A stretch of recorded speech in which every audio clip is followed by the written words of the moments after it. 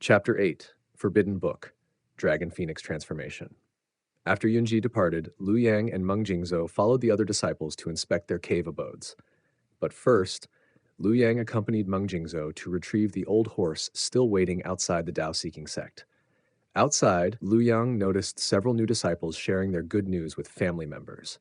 Whether part of a modest household or an ancestral cultivation clan, successfully joining the Tao-seeking sect was a milestone worthy of recording in family history. "Why isn't anyone from your family here?" Liu Yang asked, recalling Meng Jinzhou's hints about the Meng family being a long-established cultivation clan. Meng Jingzhou puffed up his chest a little. "I left my home and family behind." Liu Yang stared at him. "And you're proud of that?" Once Meng Jingzhou returned the horse to his cave abode, Liu Yang made his way to his own. From his belongings, he took out a jade pendant. "A senior brother I don't know gave this to me. He said it's an identification tag outside the sect. It proves we're disciples. Inside the sect, it can activate our cave abodes." The pendant bore the characters Liu Yang engraved upon it, along with other symbols Liu Yang could only use after officially becoming a cultivator. He pressed the jade pendant against a recessed area of the stone wall. It glittered with a soft blue light, flickered twice, and the stone wall silently parted, revealing a luxurious cave abode. The moment he stepped inside, warmth enveloped him, as if some mysterious power nourished his body. "Is this the spirit qi everyone talks about?" Liu Yang whispered. Shocked, he realized he could sense the spirit qi even as a mortal. The cave's furnishings were simple: a table, a round Putuan cushion, and a straw mat. Against the cave's immense size, the minimal decor made it feel empty. But perhaps the Tao-seeking sect intended to warn disciples to remain free of desires, or simply gave them the freedom to decorate as they wished. A piece of paper lay on the table. On the front, it instructed new disciples to visit Impartation Peak to learn basic cultivation or study independently in the scripture library. The back featured a simplistic map of the Tao-seeking sect. While most spaces were blank, Liu Yang discerned that the sect spanned over 100,000, far larger than he had imagined. Satisfied with the guidance, he yawned and decided it was time to sleep.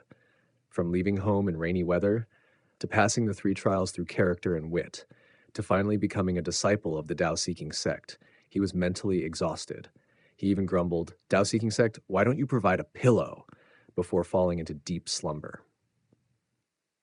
The next morning, Liu Yang awoke early, intending to head to the scripture library and get a rough understanding of the central continent. "New here? New here?" a senior male disciple asked at the entrance.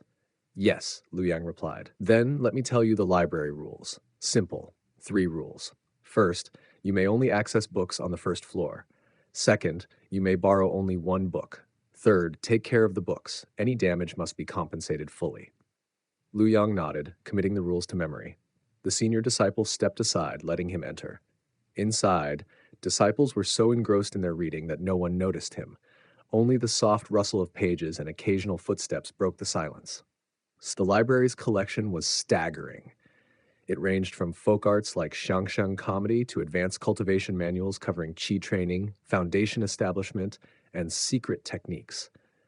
Overwhelmed, Liu Yang wandered until he spotted a book wedged between shelves, its thick dust suggesting it hadn't been touched in ages. Wiping it off, he revealed the title, Dragon Phoenix Transformation. What an imposing title. He thought, I don't even need to open it to feel its aura. For a moment, Liu Yang felt a strange pull.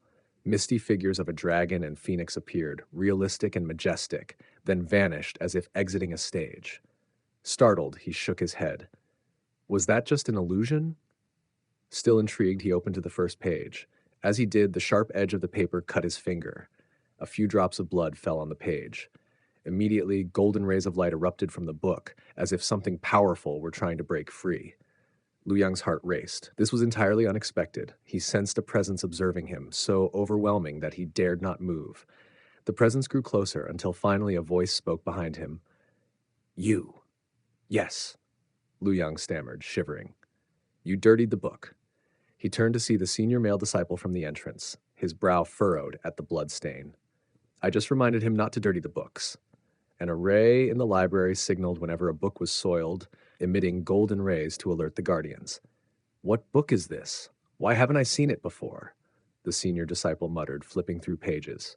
His expression changed from curiosity to shock. This, this is the legendary forbidden book. Lu Yang's eyes widened. I can't believe my luck, an ancient forbidden book on my very first visit to the scripture library. Senior brother, is there a problem with this book? He asked. The senior disciple hesitated. Could he reveal such a secret to a new disciple?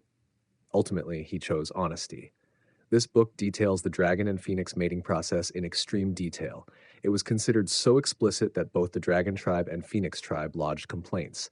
It was eventually classified as forbidden. I thought all copies were destroyed, yet one survived here. I wonder who hid it. Lu Yang blinked. In other words, it's a dirty book. He chuckled silently. Harmonious dragon-phoenix union, they say. Apparently in graphic detail.